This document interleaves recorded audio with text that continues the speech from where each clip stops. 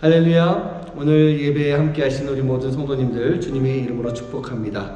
교회가 대면 예배가 열렸기 때문에 이제는 주님 앞에 나와서 예배하는 것이 더 좋을 것 같습니다. 하지만 혹시나 함께 하지 못하는 그런 성도님들을 위해서 저희가 같이 함께 영상으로 예배드리고 있는데, 오늘 이 영상으로 예배드리는 이 시간 여러분 자리에도 또 하나님의 임재가 함께 할 수 있는 귀한 예배의 시간 되길 간절히 소원합니다. 우리 모두 함께 마음을 모아서 지존하신 주님 이름 앞에 함께 찬양하시면서 하나님 앞에 예배하시겠습니다.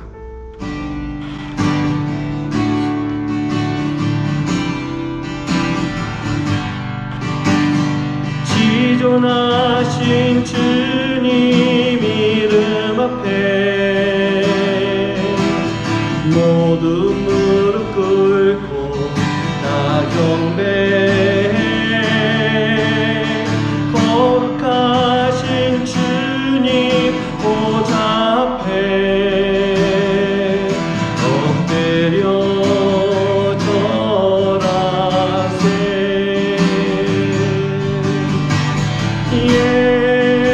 예수는 그리스도, 예수는 주, 하나님의 영으로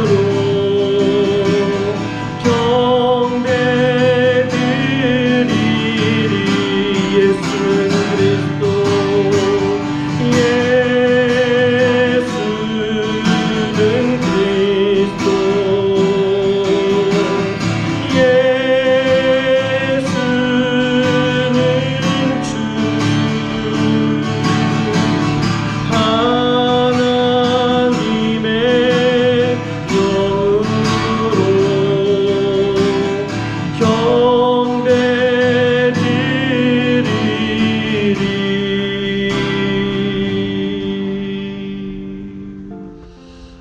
네, 오늘 예배하는 이 시간 주님의 은혜가 함께하길 간절히 소원합니다. 내가 살아가는 모든 시간이 주님의 은혜입니다. 여러분 믿으십니까? 우리가 그 주님의 은혜를 마음속 깊이 간직하고 감사의 마음을 가지고 그 은혜를 늘 찬양하며 살아갈 수 있는 삶이 되길 간절히 소원합니다. 우리 이 시간 함께 주 은혜임을 함께 찬양하도록 하겠습니다.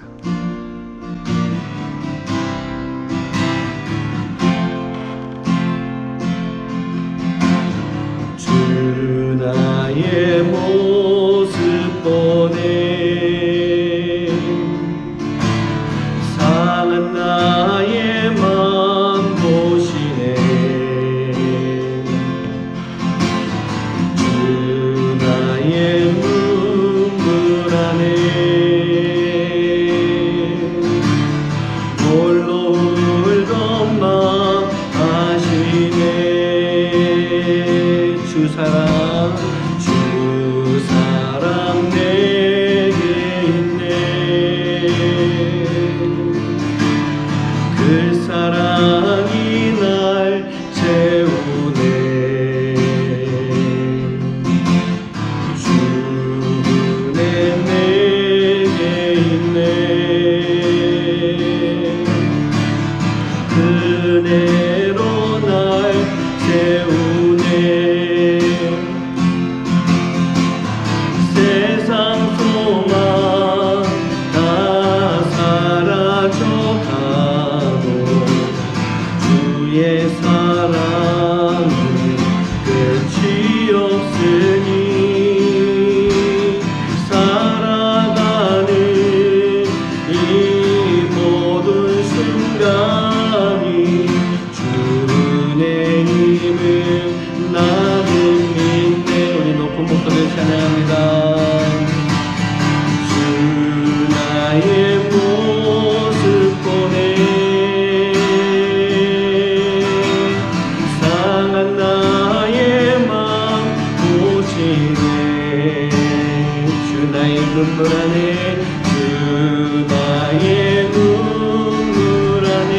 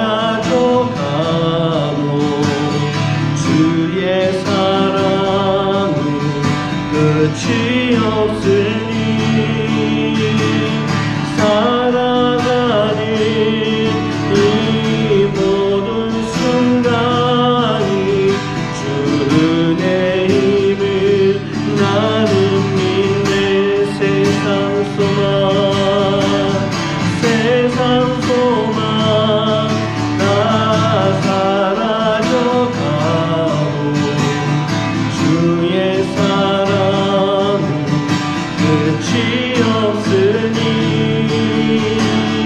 살아가는 이 모든 순간이 주의 은혜를 나는 우리 한 번 더 찬양합니다. 세상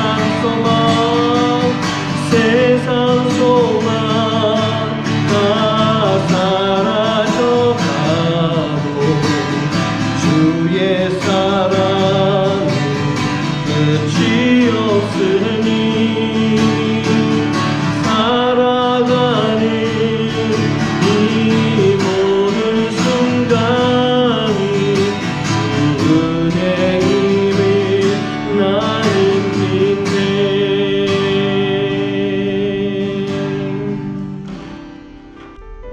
우리가 주님의 은혜가 함께함으로 인해 우리 마음 가운데는 주님의 마음이 함께하는 그런 삶이 될 줄 믿습니다. 내 안에 선한 것이 아무것도 없습니다. 올바른 것이 아무것도 없습니다. 하지만 우리가 그 모든 것들을 주님께 다 내려놓고 나아갈 때 주님께서는 내 안에 주님의 것으로 채워주실 줄 믿습니다. 상한 내 심령을 고쳐주시고 잘못된 나를 올바른 길로 인도해 주시며 주님의 마음을 나에게 주시는, 그리고 그 마음을 가지고 살아가게 만들어 주실 줄 믿습니다. 오늘 우리가 그 고백을 통해서 주님 마음 내게 주셔서 우리가 이 고백을 통해서 하나님 앞에 찬양할 수 있는 시간 되길 간절히 소원합니다.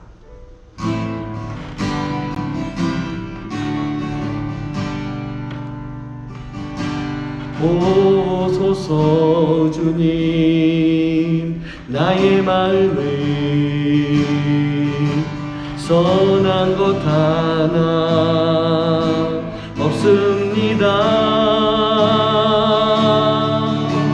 그러나 내 모든 것 주께 드립니다. 사랑으로 안으시고 날 새롭게 하소서.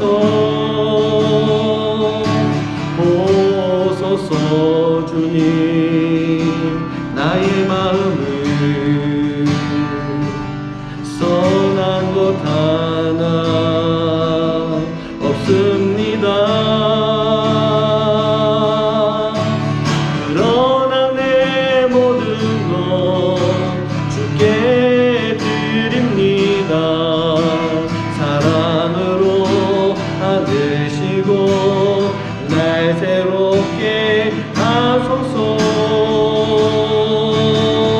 주님 마음 내게 주소서. 내 아버지 주님 마음 내게 주소서.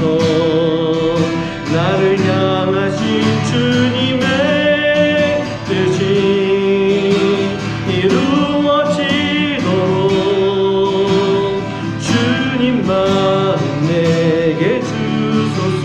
보소서 보소서 주님 나의 마음을 선한 것 하나 없습니다.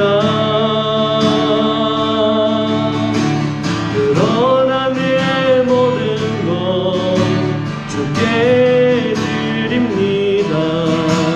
사랑으로 안으시고 날 새롭게 하소서. 주님 마음 내게 주소서. 내 아버지 주님 마음 내게 주소서. 나를 향하신 주님의 뜻이 이루어지도록 주님 마음 내게 주소서. 내게 사랑을 가르치소서. 당신의 마음으로 용서하게 하소서. 주의 성령 내게 채우사 주의 길 가게 하소서. 주님 당신 마음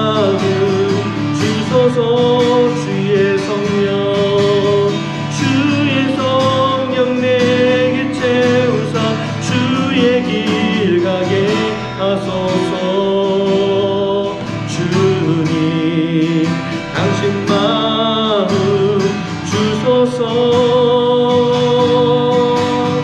주님 마음 내게 주소서. 내 아버지 주님 마음 내게 주소서. 나를 향하신 주님의 뜻이 이루어지도록 주님 마음 내게 주소서. 주님 마음 내게 주소서. 내 아버지 주님 마음 내게 주소서. 나를 향하신 주님의 뜻이 이루어지도록 주님 마음 내게 주소서.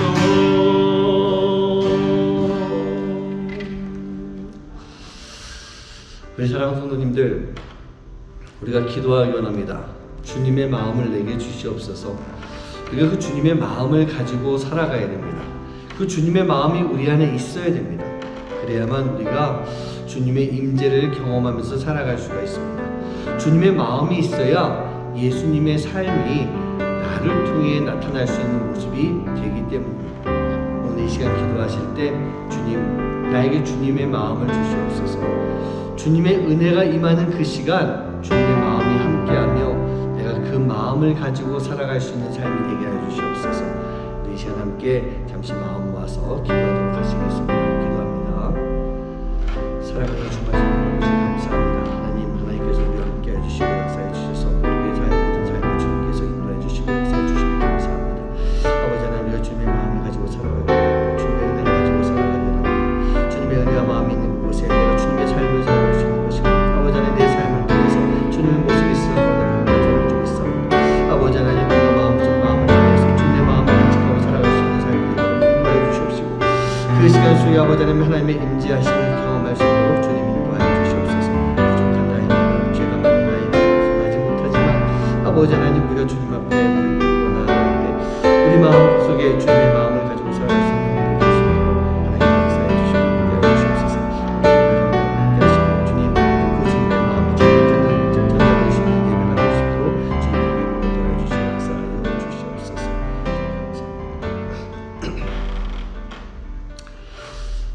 오늘도 우리가 예배하며 주님 앞에 간절히 구하는 것, 성령의 역사와 하나님의 임재가 함께하는 예배가 되기 원합니다. 오늘 이 예배를 드리는 이 시간 주님의 마음이 나에게 전달되고 주님의 마음이 나에게 새겨지며 우리가 그 마음을 가지고 살아갈 수 있는 삶이 될 수 있도록 주님 역사하여 주시옵소서. 말씀 가운데도 주님 능력 더하여 주시옵시고, 듣는 이들의 귀가 열리고 마음이 열리고 그 삶이 변화되는 놀라운 역사를 일어날 수 있도록 인도하여 주시옵소서. 이 모든 말씀 예수님의 이름으로 간절히 기도하옵나이다. 아멘. 네, 오늘 하나님께서 우리에게 주시는 말씀은 갈라디아서 6장 14절부터 17절까지의 말씀입니다. 그러나 내게는 우리 주 예수 그리스도의 십자가 외에 결코 자랑할 것이 없으니 그리스도로 말미암아 세상이 나를 대하여 십자가에 못 박히고 내가 또한 세상을 대하여 그러하니라. 할례나 무할례가 아무것도 아니로되 오직 새로 지으심을 받는 것만이 중요하니라. 무릇 이 규례를 행하는 자에게와 하나님의 이스라엘에게 평강과 긍휼이 있을지어다. 이후로는 누구든지 나를 괴롭게 하지 말라. 내가 내 몸에 예수의 흔적을 지니고 있노라. 아멘.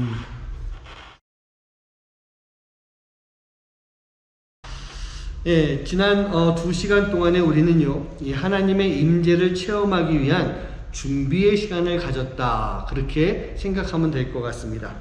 앞으로 이제 4주의 그 시간 동안에는 우리가 실질적으로 임재를 체험하는 과정, 또 모습에 대한 말씀을 제가 나누려고 합니다. 지난 2시간 동안에 선택과 집중이었다라고 하는 것을 한번 생각해 봤으면 좋겠어요. 여러분, 무엇을 선택했습니까? 우리가 진리를 선택했습니다. 그리고 집중은 무엇이겠습니까? 여러분, 구원의 공식, 이 문구로서의 믿음이 아니라 하나님을 붙잡는 믿음, 하나님을 향한 믿음, 그 믿음을 가지고 있어야만 우리가 온전히 하나님의 임재를 경험할 수 있다라고 하는 그런 말씀을 제가 드렸습니다. 하나님을 붙잡고 진정한 행함의 삶, 그 행함의 삶을 통해서 하나님의 임재를 경험하는 건데, 어떤 행함이라고 그랬습니까? 회개하는 행함이었던 거예요. 우리의 가장 큰 문제가 되는 죄, 그 죄의 문제를 회개하면서 나아가는 행함이 있을 때 우리는 하나님을 붙잡을 수 있는 믿음이 있는 것이고, 그 믿음을 통해서 우리가 하나님의 임재를 경험할 수가 있는 거예요. 오늘은요, 이런 과정을 통해서 하나님의 임재가 임할 때 우리가 어떤 삶을 살아야 되는 것일까? 오늘부터 4주 동안에, 4주 동안에 그 말씀을 한번 좀 나눠보도록 하겠습니다. 오늘 본문 말씀에서 17절 말씀을 먼저 보고 가도록 하겠습니다. 갈라디아서 6장 17절입니다. 이후로는 누구든지 나를 괴롭게 하지 말라. 내가 내 몸에 예수의 흔적을 지니고 있노라. 아멘. 바울이 이 갈라디아 교회 성도들에게 뭐라고 말씀해주고 있는 것입니까? 오늘 본문 말씀 전체를 다 보고 있으면요, 그들의 믿음과 신앙, 즉 갈라디아 교회 성도님들의 믿음과 신앙이 지금 흐트러지고 있는 모습이었습니다. 여러분, 올바른 믿음이 무엇입니까? 예수님을 향한 믿음 아닐까요? 예수님을 바라보면서 나아가는 믿음이 진정한 믿음, 올바른 믿음이에요. 예수님이 없이 믿음이라고 할 수 없지 않겠습니까? 근데 지금 갈라디아 교회의 문제가 바로 그거였어요. 그들의 신앙 안에서 지금 점점 예수님이 사라져가고 있는 모습이었던 것입니다. 십자가의 예수님을 믿는 것이 아니었어요. 거짓 선지자, 거짓 교사들이 그들이 가지고 있었던 율법으로 돌아가려고 하는 모습이었던 것입니다. 다시 율법이에요. 우리가 찬양할 때 그런 찬양했죠. 다시 복음으로, 다시 복음 앞에. 근데 지금 갈라디아 교회 성도들은 복음이 아니라, 예수님이 아니라 그들이 가지고 있었던 율법으로 다시 돌아가려고 하는 모습이었던 것입니다. 바울은요, 그런 갈라디아 교회 성도들에게 율법주의가 아닌 예수님을 향한 믿음과 예수님과 동행해야 된다라고 하는 것, 그 말씀을 지금 나누고 있는 것입니다. 예수님이 교회의 주인이 되어 주셔야 되는데, 율법주의가 교회의 주인이 되면서 지금 갈라디아 교회는요, 예수님이 점점 사라져가는 교회로 만들어지고 있었던 것입니다. 거짓 교사들에 의해서 율법주의가 앞서며, 특히 그들이 이 할례라고 하는 그것에 대한 문제들과 유대인들이 가지고 있었던 그 절기라고 하는 것, 이게 자꾸 앞서 나오고 있는 것입니다. 그러면서 그들에게 표식이 중요한, 즉 표식이 앞서고 있는 율법주의와 유대 민족주의를 점점 강조하고 있었던 것입니다. 갈라디아 교회는요, 점차 예수가 없는 교회의 모습으로 변해가고 있었습니다. 우리 성도님들, 교회에 예수가 없습니다. 무슨 얘기일까요? 구원이 없어진다는 얘기예요. 우리 교회 안에 예수님이 계시지 않으면 우리 교회에는 구원이 있을 수가 없는 것입니다. 그와 동시에 갈라디아 교회 안에는요, 예수님의 십자가도 그 의미와 생명이 점점 사라져가고 있었던 거예요. 그들에게 있어서 이 십자가라고 하는 것은 단순한 이름표 역할밖에 하지 못하는 것이었습니다. 교회에 출석하는 패스 정도로밖에 이용되고 있지 않았던 것입니다. 그리고 오히려요, 할례와 같이 외적으로 드러나는 것, 눈에 보이는 표시에 더 집중하는 갈라디아 교회의 모습, 성도들의 모습이 많이 나타나고 있었던 것입니다. 우리 사랑하는 성도님들, 여러분들에게는요, 기독교인으로서의 어떠한 흔적이 남아 있습니까? 여러분들에게는요, 어떠한 상처가 지금 남아 있습니까? 잠언 27장 6절 말씀을 제가 읽어드릴게요. 친구의 아픈 책망은 충직으로 말미암는 것이다. 이런 말씀이 있어요. 여기 나오는 책망이라고 하는 단어가 가지고 있는 정말 특별한 뜻이 있습니다. 친구가 책망을 하고 있어요. 그런데 내가 그 친구의 책망으로 인해서 마음에 상처를 받는다라고 하는 것, 이것이 바로 책망의 뜻인 것입니다.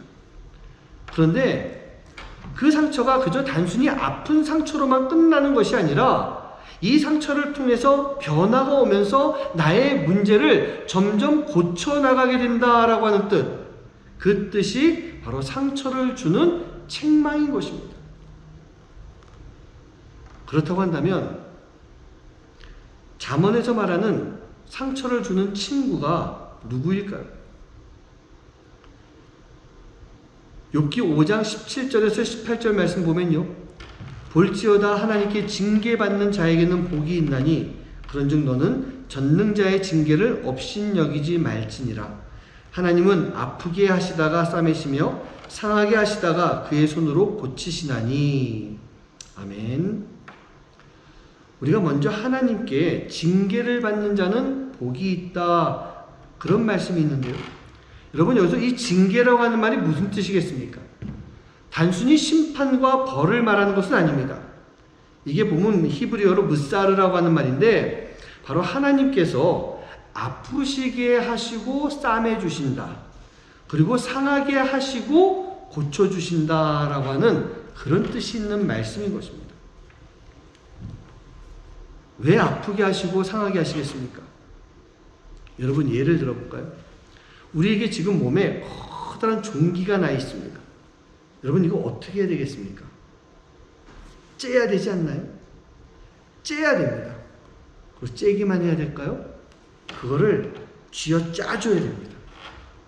여러분, 종기 걸려서 짜보신 분들 아시죠? 이게 얼마나 아프겠습니까? 하지만 이렇게 아프게 해야만 치료를 할 수 있는 것 아니겠습니까? 여기서 우리에게 징계라고 하는 것은 우리에게 째고 짜야 하는 종기 같은 죄가 있는 것이기 때문에 이 죄를 치료받았을 때 깨끗하게 된다라고 하는 것. 그래서 징계를 받는 자에게는 복이 있다라고 하는 말이에요. 무사르, 유익이 있다라고 하는 그런 뜻인 것입니다. 여러분, 하나님이 바로 그런 분이세요.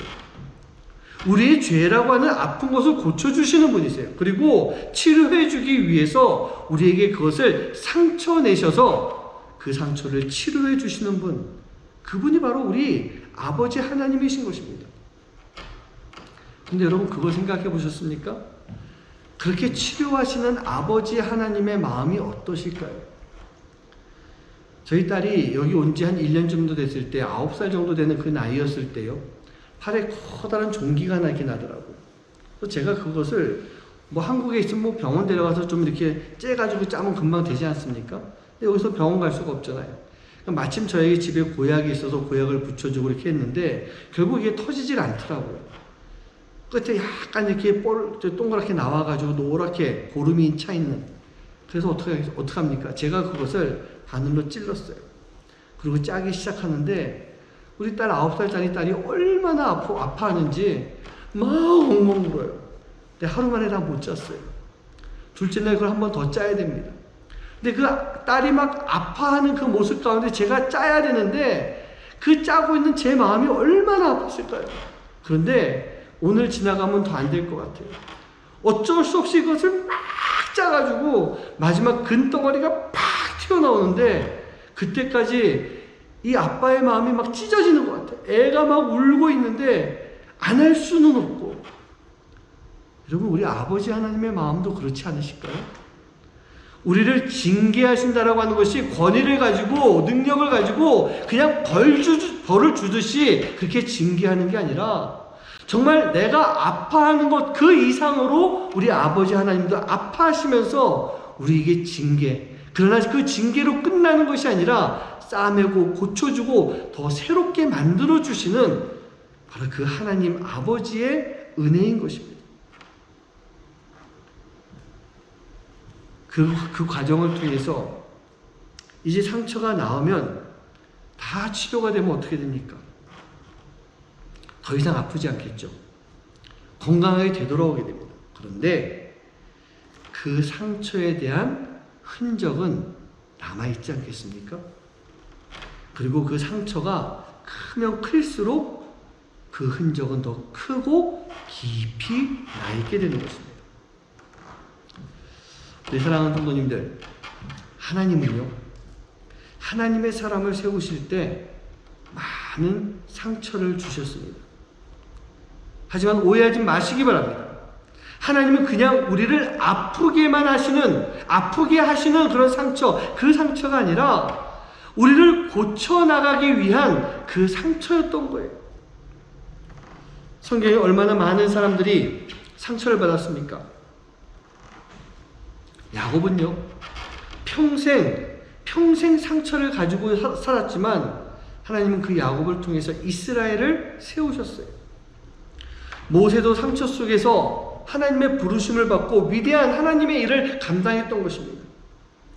여호수아와 갈렙도 그러지 않았을까요? 가데스 바네아에서 상처를 받았지만 40년 동안 그 상처를 가지고 있었을 때 그 두 사람은 가나안 땅으로 들어갈 수 있었고, 특별히 갈렙은요, 더 많은 시간 그 상처를 가지고 있었을 때 바로 가데스 바네아에서 겪었던 그 상처의 원인이 되었던 헤브론 땅, 그 헤브론 땅을 차지하게 됐던 것입니다.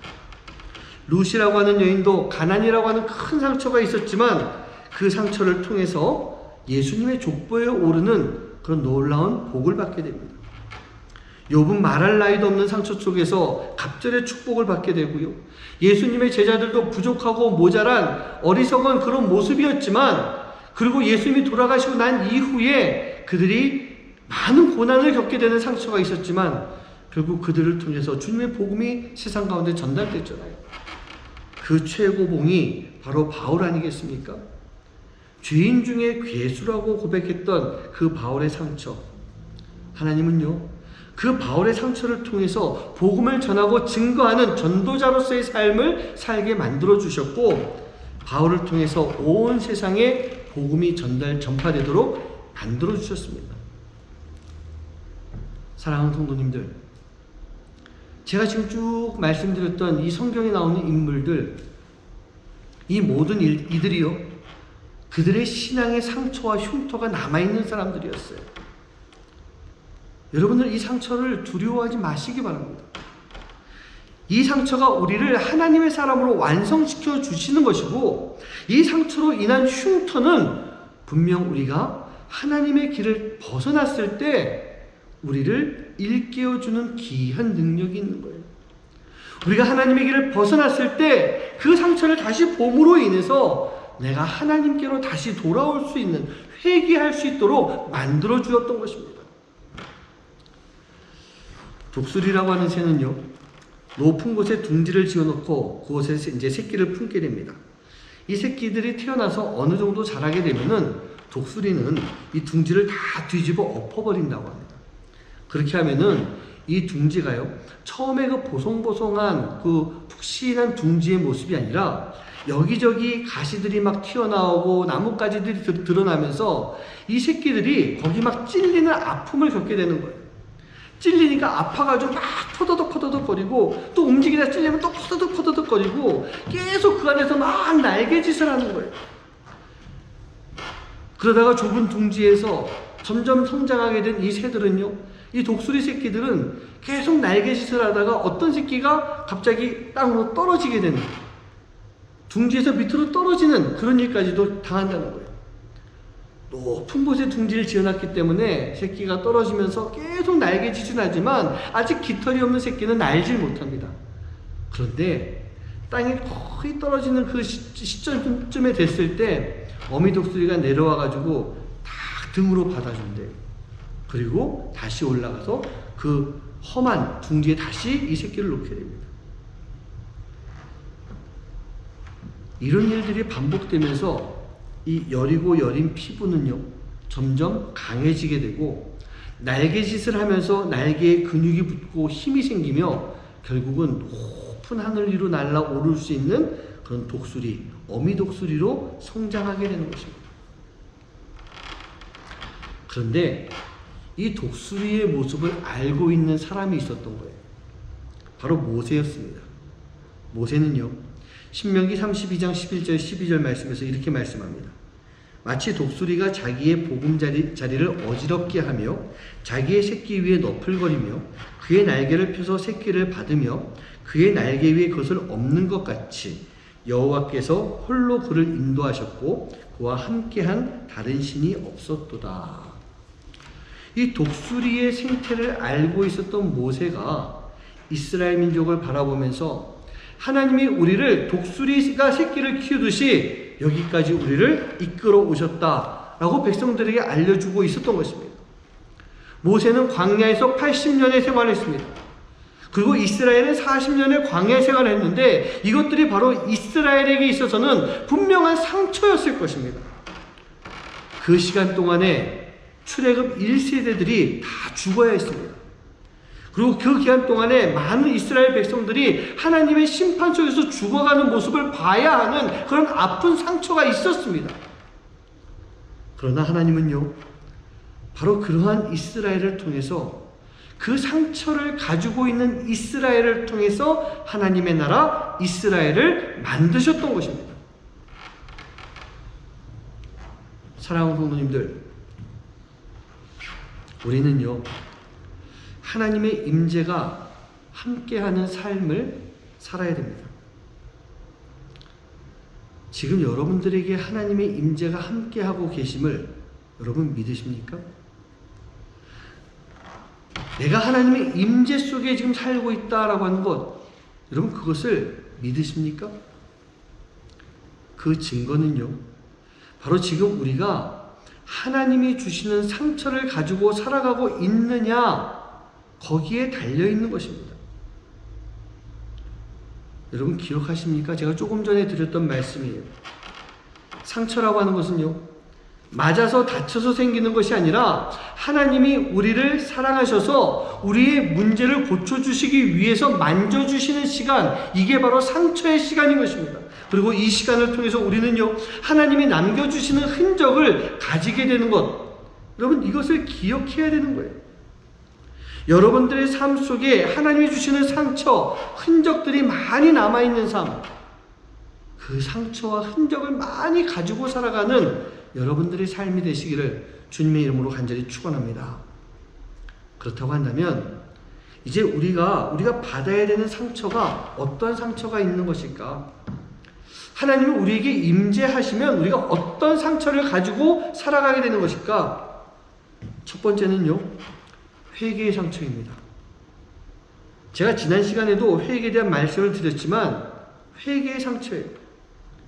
하나님이 상처를 주시는 이유는 우리의 가장 큰 문제들을 질책하시며 고쳐주시기 위함이다, 그런 말씀을 드렸어요. 그렇다면 우리에게 가장 큰 문제가, 우리가 가지고 있는 가장 큰 문제가 무엇일까요? 죄의 문제 아니겠습니까? 죄의 문제는요, 하나님께서 그냥 내가 너의 죄를 용서해 줄게 라고 하는 것, 그것으로 끝나는 것이 아닙니다. 죄의 해결은요, 바로 회개가 있을 때 그 문제가 해결될 수가 있는 거예요. 그렇다고 한다면 회개라고 하는 것, 이것은 분명 하나님이 주시는 마음이 분명한 것입니다. 이 회개의 마음을 통해서 진정한 회개를 하게 되면 그 과정 속에서 아픔은 반드시 있을 수밖에 없는 거예요. 다윗이 밧세바를 범하고 회개하였을 때 둘 사이에서 나온 아들이 죽게 되는 아픔을 지나가야 했습니다. 여러분, 베드로가 예루살렘 성에서 이 설교를 했을 때 유대인들이 가슴이 찔려서 아픈 그 고통, 그 상처를 경험했습니다. 사랑하는 성도님들, 회개는요, 하나님과의 깨어진 관계를 올바르게 유지하는 유일한 길임을 잊지 마시기 바랍니다. 회개를 하지 않거나 진실치 못한 회개는요, 절대로 회개라고 할 수가 없습니다. 다윗은 진심 어린 회개를 했지만 사울은 그 회개를 하지 못했던 거예요. 회개의 상처라고 하는 것은 바로 하나님이 주시는 상처인 것이고, 그 상처를 통해서 내 안에 거룩한 흉터, 거룩한 흔적이 남아 있어야 되는 것입니다. 그래서 하나님의 임재가 임할 때 우리는 먼저 회개하는 상처를 경험하게 되는 것입니다. 두 번째로 우리는요, 하나님의 임재가 있을 때 우리 안에 긍휼의 상처를 가지게 되는 것입니다.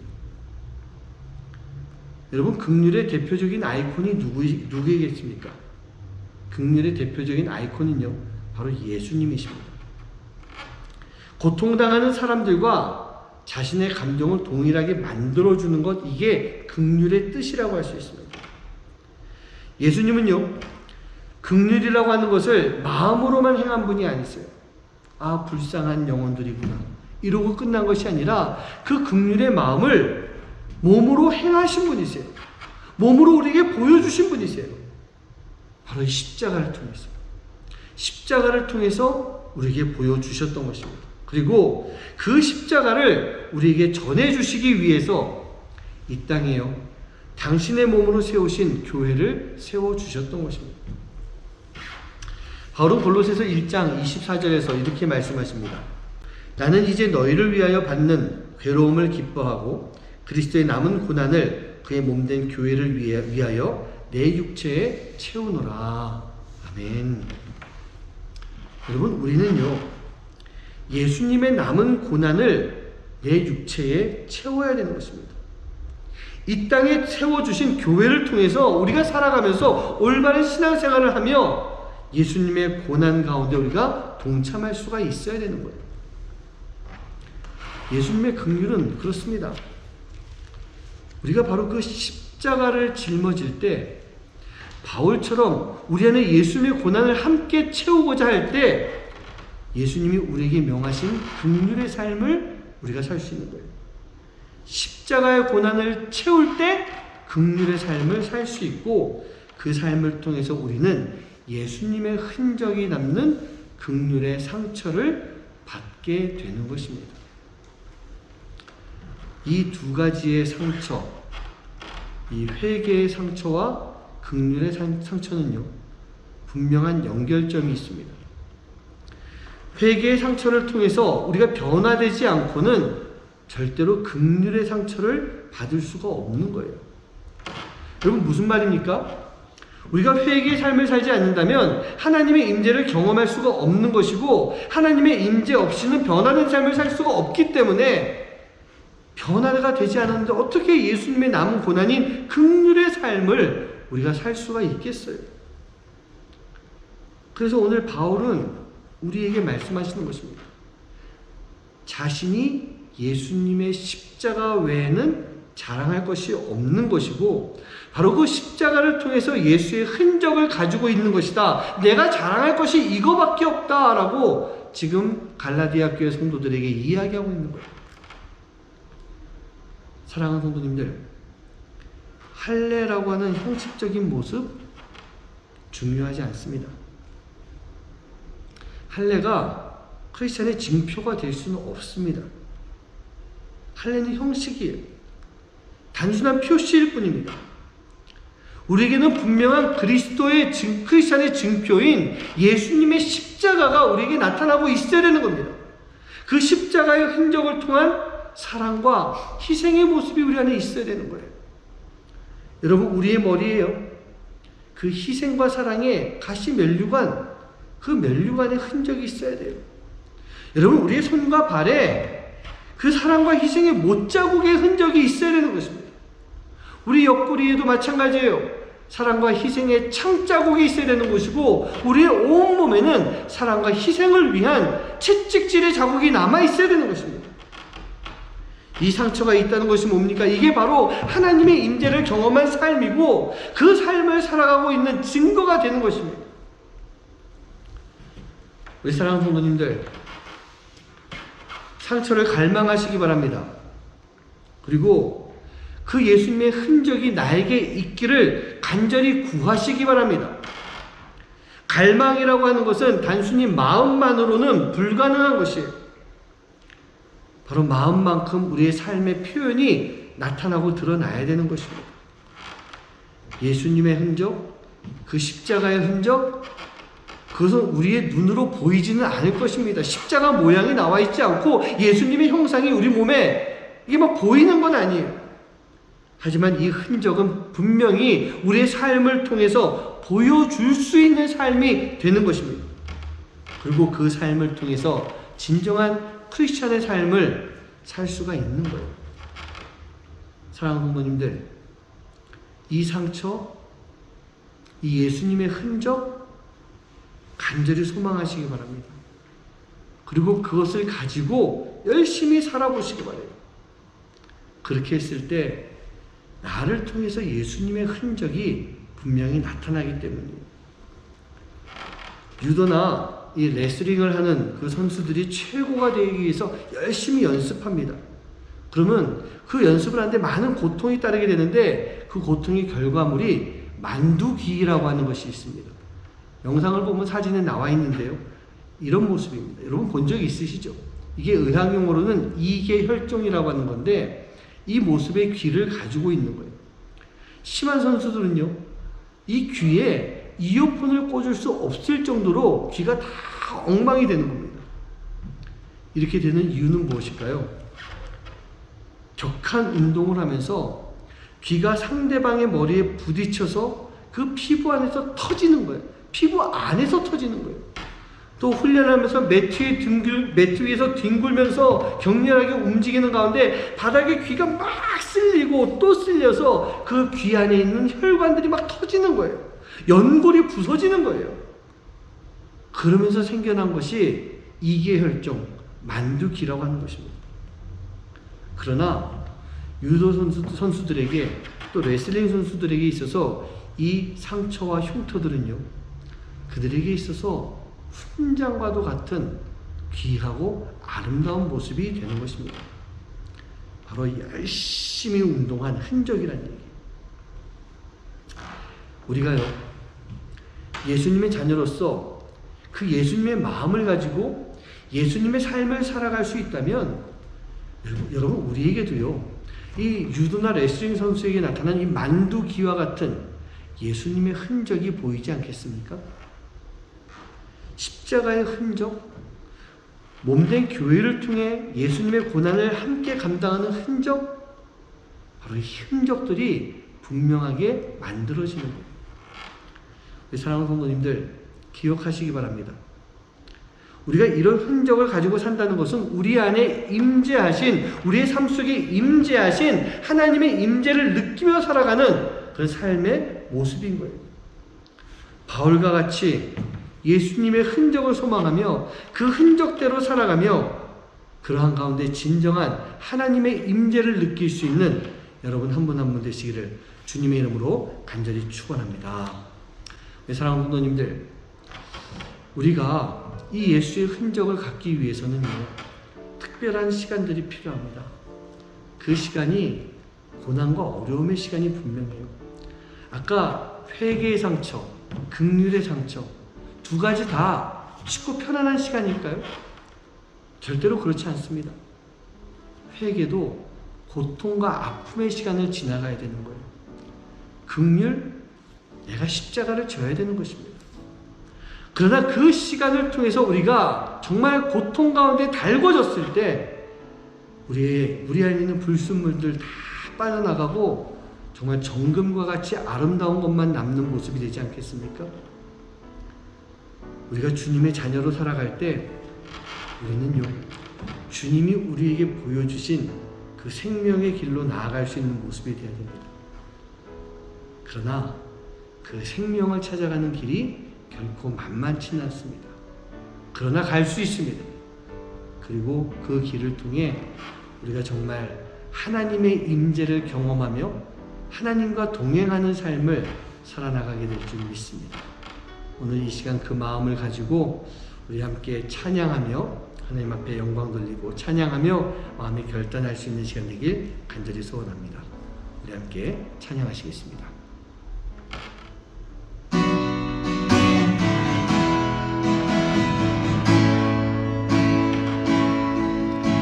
주가 보이신 생명의 길, 나 주님과 함께 상한 마음 들이며 주님 앞에 나가니 나의 의로움이 되신 주 그 이름 예수, 나의 길이 되신 이름 예수.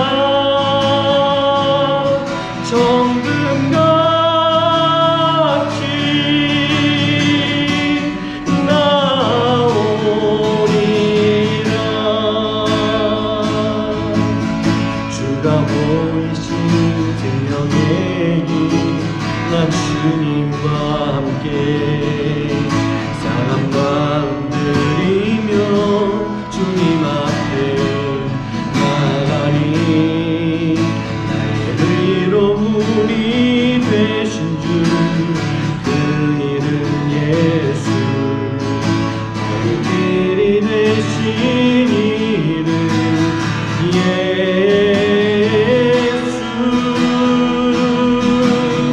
나의 길 오직 그가 신하니 나를 단련하신 후에 내가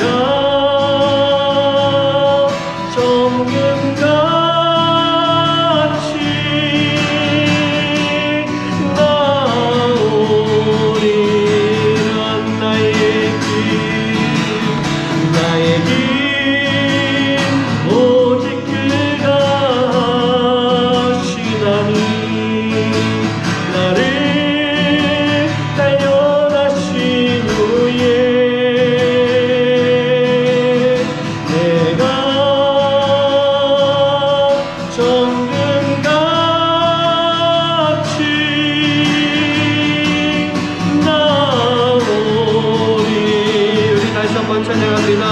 나의 길 오직 그가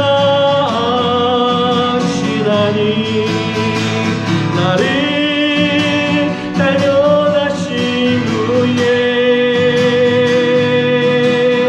내가 정금같이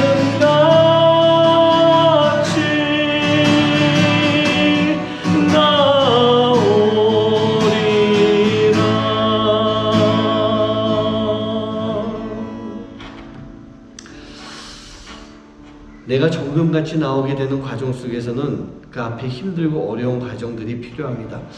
그 힘들고 어려운 과정이 곧 우리에게는요 예수님의 흔적이 남게 되는 그런 과정일 줄 믿습니다. 사랑하는 성도님들, 예수님의 흔적, 그 십자가의 흔적, 우리는요 그 상처를 가지고 살아가야 되는 것입니다. 그 상처를 가지고 살아갈 때 하나님이 분명히 우리 안에서 역사하시는, 놀랍게 우리를 변화시켜 주시는, 그리고 우리와 함께 하시는, 임재하시는 하나님을 만나고 우리가 거룩의 길로 나아가는 모습이 될 줄 믿습니다. 우리 이 시간 함께 기도하실 때 하나님 나를 정결케 만들어 주시옵소서. 나를 정금과 같이 되게 하여 주시옵소서. 그 과정에 이르도록 내가 좀 힘들고 어려운 시간이 있다 할지라도 우리가 주님의 흔적을 가지고 살아갈 수 있는 삶이 되게 하여 주시옵소서. 우리가 그 마음을 가지고 이 시간 함께 기도하도록 하시겠습니다. 기도합니다. 사랑하는 여주마신 아버지 감사합니다. 아버지 하나님, 우리가 주님의 자녀로 살아가기 원합니다. 주님의 은혜를 가지고 살아가기 원합니다. 우리가 주님의 말씀대로 살아가기 원합니다. 아버지 하나님, 우리가 그 시간을 통해서 예수님의 흔적, 십자가의 상처를 가지고 살아갈 수 있는 삶이 되도록 주님 역사하여 주시옵소서. 우리에게 그 상처가 있을 때, 그 흔적이 있을 때 우리가 아버지 하나님, 하나님의 임재를 경험하는 삶이 될 것이고 주와 동행하는 삶이 될 것입니다. 주님과 함께하는 삶이 될 것입니다. 우리 나이를 밝게 모든 성도님들, 아버지 하나님, 그 마음속에, 그 삶 속에, 그 영혼 속에 예수님의 흔적을 가지고 살아갈 수 있는 삶이 될 수 있도록 아버지 하나님 인도하여 주시옵소서. 그 흔적을 위해서 아버지 고난과 아픔과 그 힘든 시간들 견뎌낼 수 있는 삶이 되게 해주시옵시고, 그 삶을 견뎌냈을 때 주님의 마음이, 예수님의 삶이, 예수님의 흔적이 우리에게 함께할 수 있는 삶이 될 줄 믿사오니 아버지 하나님, 그 마음속에 주님, 아버지 주님의 마음, 주님의 삶, 주님의 흔적이 함께할 수 있도록 주님 역사해 주시고 인도하여 주시옵소서. 주님 믿습니다. 하나님 감사합니다. 오늘 우리 모든 성도님들이 주님의 말씀을 듣고 주님의 마음을 간직하고 살아가기 원합니다. 그 마음을 가지고 살아갈 때 우리가 세상 속에서 핍박도 받아야 됩니다. 어려움도 있어야 됩니다. 그러나 무엇보다도 하나님, 내 안에 가장 큰 문제가 되는 죄의 문제를 해결할 수 있도록 인도해 주시옵시고, 예수님의 마음, 긍휼의 마음을 가지고 살아갈 수 있는 삶이 될 수 있도록 주님 인도하여 주시옵소서. 회개의 상처와 긍휼의 상처가 내 안에 함께하게 합니다. 그 상처를 통해서 예수의 흔적을 가지고 살아가며 세상 사람들에게 주님의 은혜와 사랑을 나누며 살아갈 수 있는 진정한 크리스찬, 하나님의 자녀가 될 수 있도록, 하나님의 사람이 될 수 있도록 인도하여 주시옵소서. 오늘도 주님이 주시는 귀한 은혜, 우리가 감사의 마음을 가지고 귀하게 예물을 드립니다. 이 예물을 받아주시옵시고 이 예물을 통해서 하나님의 놀라운 역사들이 일어날 수 있는 삶이 되도록 주님 인도하여 주시옵소서. 이제는 우리 주 예수 그리스도의 은혜와 하나님의 놀라우신 사랑하심과 성령님의 역사하심이 이 세상을 살아가며 예수님의 흔적을 가지고 살아가기를 마음속 깊이 다짐하는 하나님의 귀한 자녀들 머리머리 위에 이제로부터 영원까지 함께 하시기만을 간절히 축원하옵나이다. 아멘.